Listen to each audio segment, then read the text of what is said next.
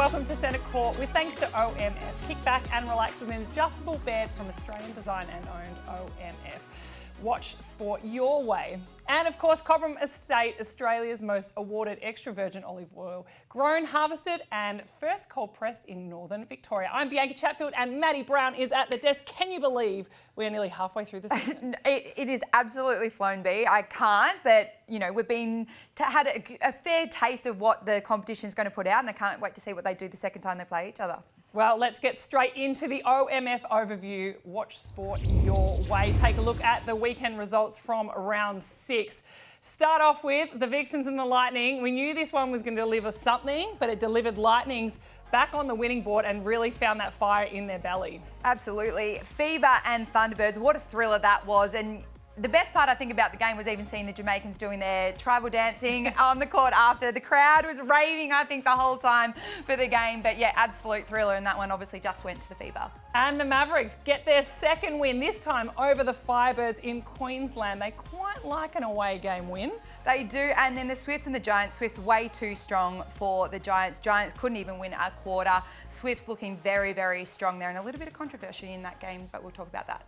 Well, we just touched on the Mavericks getting their second win for the season against the Firebirds, and we're very lucky to have their captain, Amy Parmenter, sitting right next to us. Thanks for coming on to Centre Court. Pleasure. Thanks for having me. Now, can you talk us through what it's been like, not just as being part of a foundation club, but the season so far? We're nearly halfway through. Can you believe it? No, it has gone so quickly, and I feel like the pre-season and then even before Christmas took so long. Like, we just had so much happening, and it was, you know, such a process to get this club off the ground. And now the fact that the season's here, it's just like flown by. So going quick. So what have you learnt so far about being part of a foundation club? Because there's a lot to get right, and there's a lot to learn about each other. What have been your biggest learning so far? I think that no matter what happens, we'll get through. That's been a big learning for us. But then also, like, how much work goes into bringing a whole bunch of girls together and then starting the foundations of a culture that will last. That's something that's been a massive learning curve for me. It's like about relationships, but it's also about having the right people come in and not rush into anything too quick. Yeah. Take us behind the scenes, because we don't want to harp on, obviously, all the adversity that you've all faced so far with the big injuries that have happened. But in those moments when the big injuries have happened and you probably assume the worst, what do you do behind closed doors? When you go back into the change rooms, what kind of conversations are you all having as a group to try and, one, take on all of that emotion, but also then try and move forward? Because obviously you've got fit players that are ready to take the court as well and ready to move on to the next week. Yeah, you can't dwell on it for too long. I think one of the big learnings was that, you know, if they're hurting, we're all hurting. Like, I think it really brought the group together and meant that we did have to, especially because everyone was away from, you know, we've got 80% of our team from interstate, so everyone did have to really look after each other and come together. So in a sort of sad kind of silver lining, it was nice to bring everyone close together. And now we've got Loz and Sash back in our environment doing the rehab, and they're sort of bringing something special and different to the group that's been really important for us over the last few weeks. You talk about obviously not having your, you know, immediate family support, but this group now becomes your family. How have you found, you know, obviously even being a captain, relationships, as you mentioned, are super important, but creating that, but also then having to go that one little bit further for you? Yeah. Oh, and I think like the group that Tracy has put together is a very good bunch of people. Like, I feel like she's really thought through who she wants in this environment, and that includes the staff, that includes everyone involved. So that was made it easier from the start. I think, you know, having people that do, like, Tracy values the person. Richo is obviously an amazing, you know, person at bringing everyone together and making sure that it's more than just netball. It is a home and a club and something you want to be a part of. So the first win would have been very special, very sweet against the Lightning up in Queensland. You go back to Queensland last round, you play the Firebirds, another win. So now there's 2 under your belt.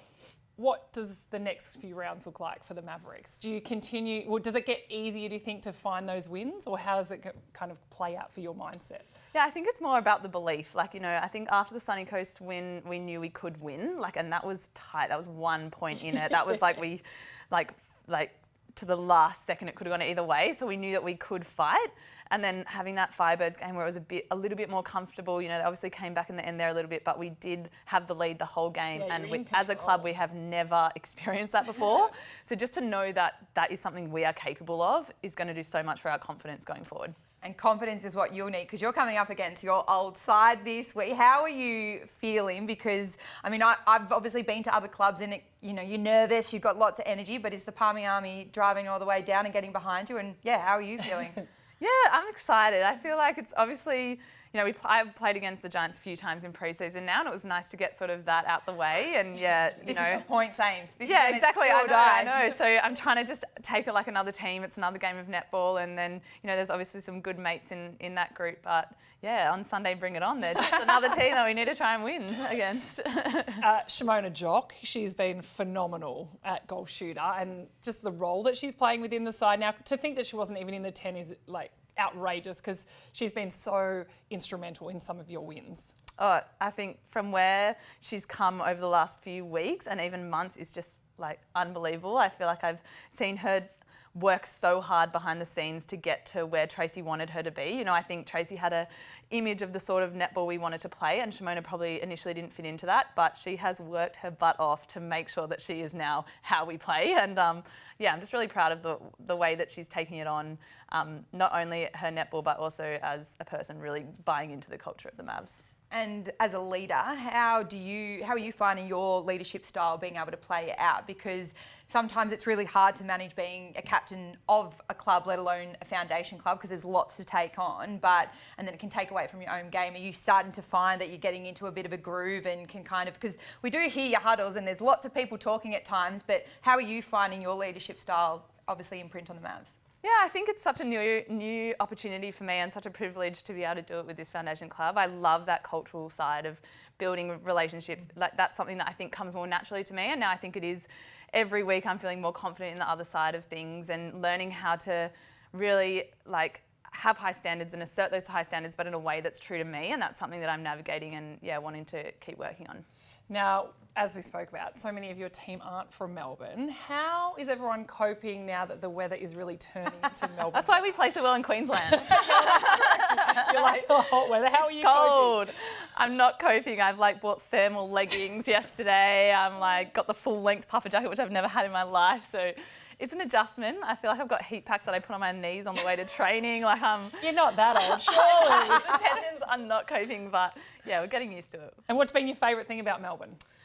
Oh, I think the coffee is a massive plus. I'm loving that everywhere you go, you're basically guaranteed a good coffee. So that's awesome. And yeah, it's just such a new experience. There's always something going on down here. And I'm loving that side as well in the city, getting to see Melbourne for why everyone raves about it. I'm finally starting to understand. Well, thank you so much for joining us, Amy. We really appreciate having you here at the desk at Centre Court. And we wish you all the best for the game against the Giants. Guys. Let's take a look at the ladder as it stands after round 6. Fever continue on their unbeaten way, only just so they have their biggest challenge yet. Then, of course, Vixens getting their first loss, I should say, and the Thunderbirds and the Swifts rounding out that top 4, but expect plenty of change, especially if the Mavericks continue on their winning ways.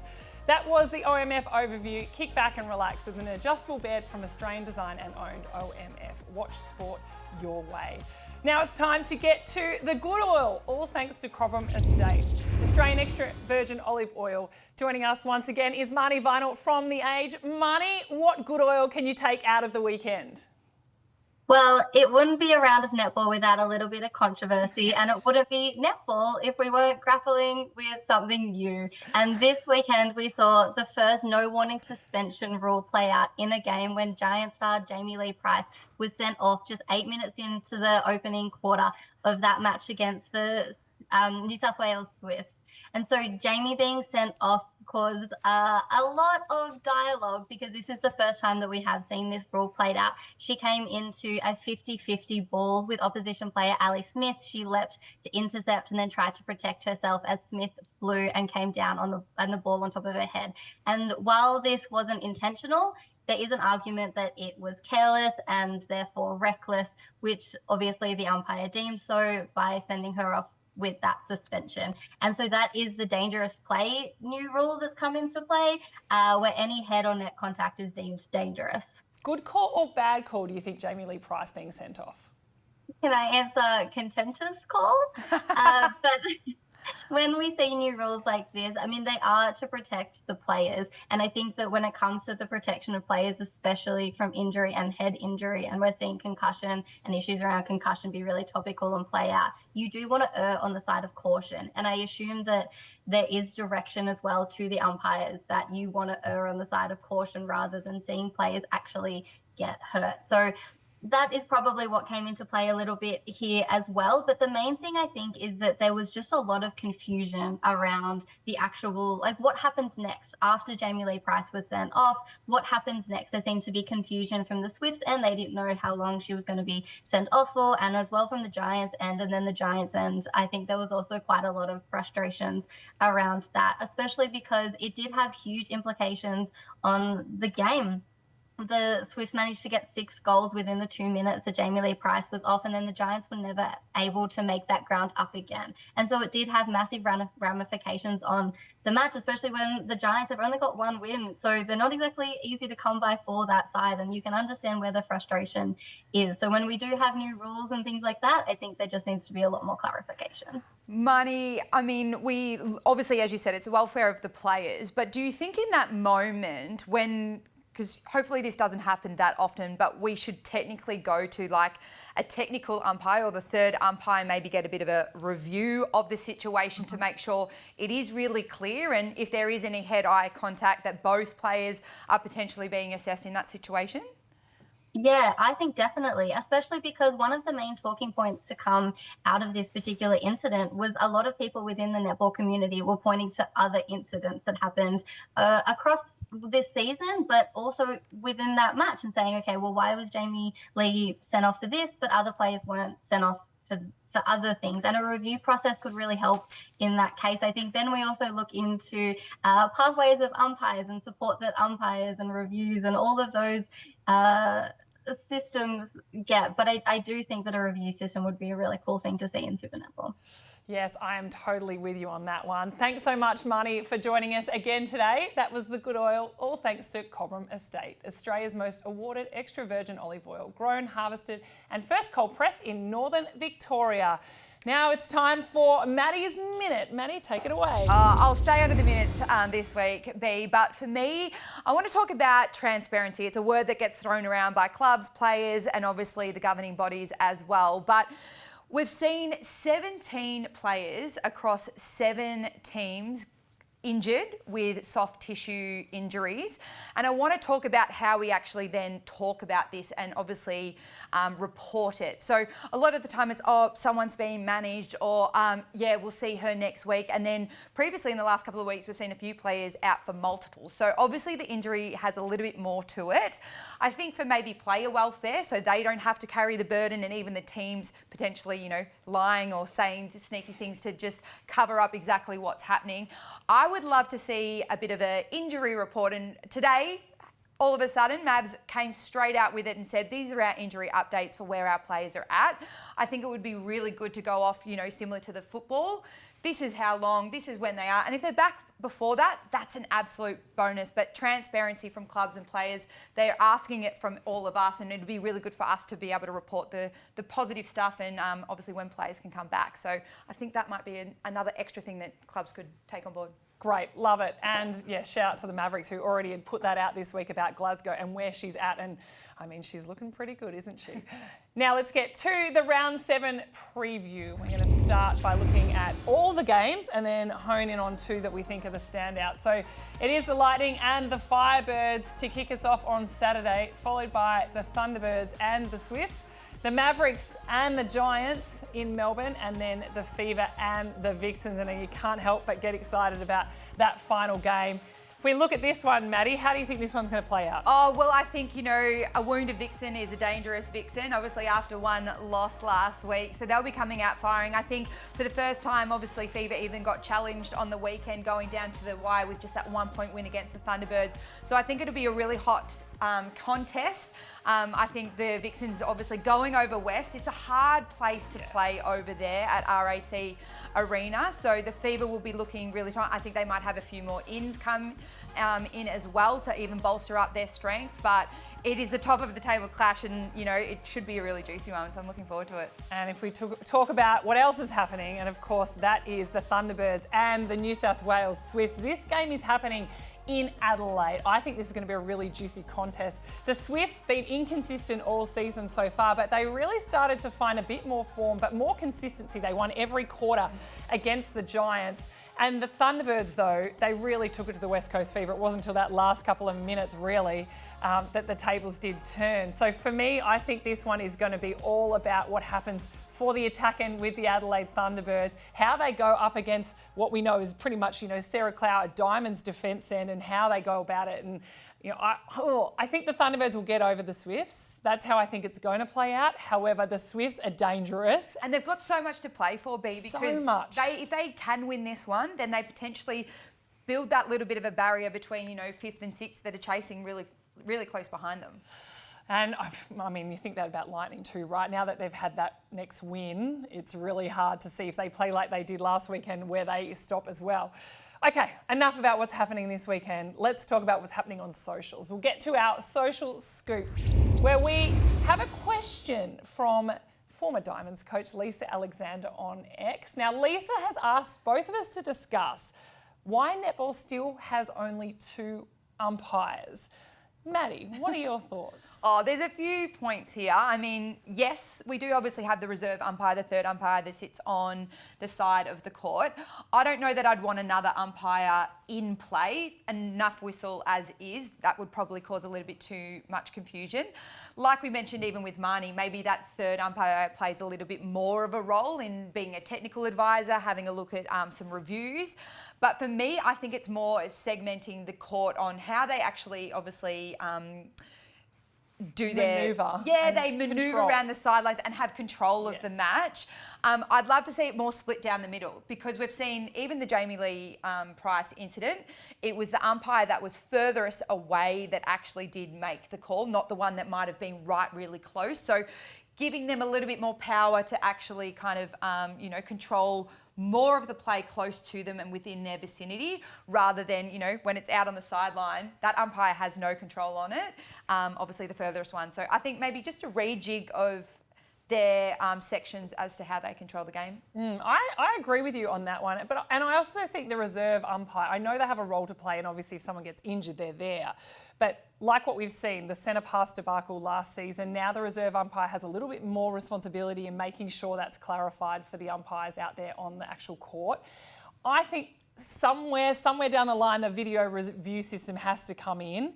And to have a reserve umpire being able to play that role, where they're the ones that quickly go over and watch the footage to give the feedback, okay, yep, that is a 2-minute suspension, it was head high, or whatever it needs to be.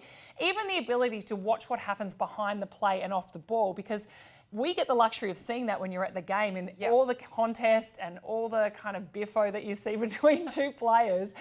Sometimes that does go a bit too far, and I think having a reserve umpire that can actually make a call in that moment, I just would hate to see our game have too much more whistle than it already does. And I mean, that's coming from a defender. Yes, I get it.